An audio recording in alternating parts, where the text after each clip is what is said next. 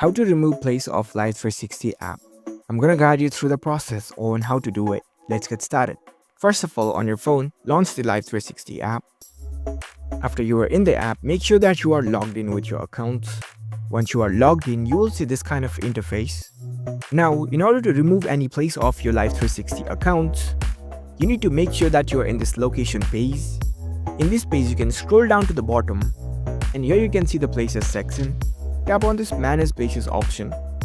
Once you are in this places page, you will see the places that you have saved before.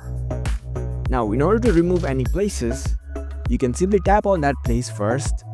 Let's say if I want to remove the place of this gym, so I'll tap on this gym option. Now you'll be prompted to this edit place page. You can edit the details of this place over here. In order to remove this place off your account, in the bottom you can see this delete place option. Tap on it.